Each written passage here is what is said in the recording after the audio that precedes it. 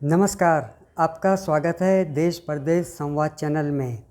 आज हम बात करेंगे पाकिस्तान के पीएम शहबाज शरीफ की, जिन्होंने एक बार फिर से बातचीत की पेशकश भारत को की है।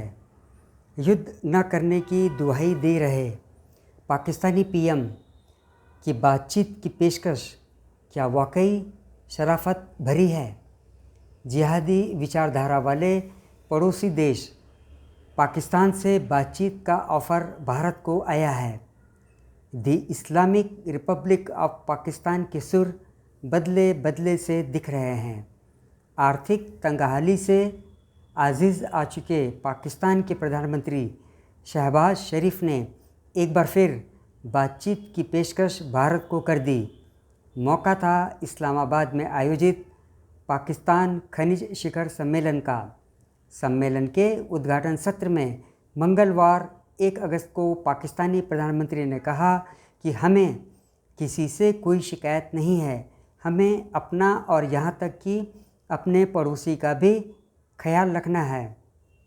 हम उनसे बात करने के लिए तैयार हैं, बशर्ते कि पड़ोसी गंभीर मुद्दों पर टेबल पर बात करने के लिए गंभीर हो, क्योंकि युद्ध अब कोई विकल्प नहीं है। शरीफ ज़्यादा बन रहे पीएम शरीफ ने बड़े ही शरीफाना अंदाज में बंदर घुड़की भी दे दी कि उनका इस्लामिक देश परमाणु शक्ति से लैस है। आक्रामक होने के लिए नहीं, बल्कि खुद की रक्षा के लिए परमाणु शक्ति संपन्न हुआ है। लेकिन ऊपर वाला न करे, कभी परमाणु युद्ध जैसी स्थिति आई तो क्या हुआ था, ये बताने के लिए भी कोई जिंदा बचेगा या नहीं, पता नहीं। युद्ध अब विकल्प नहीं है। उन्होंने इस बात पर जोर देते हुए कहा कि पाकिस्तान इस बात को समझता है।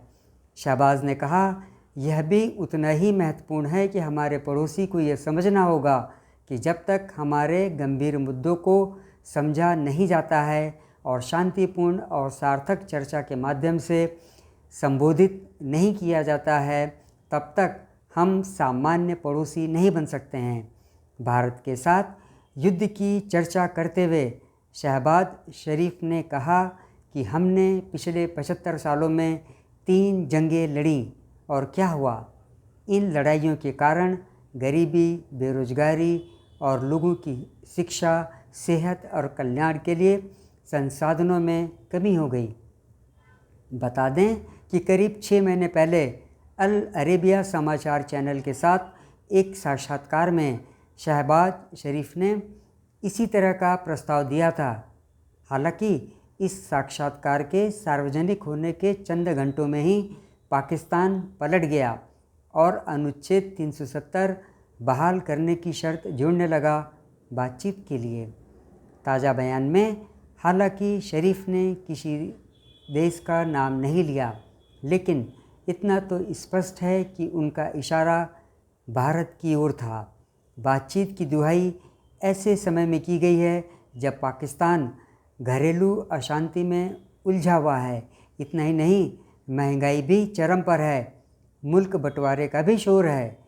इस सब के अलावा भारत के खिलाफ उसकी नापाक हरकतें जारी हैं।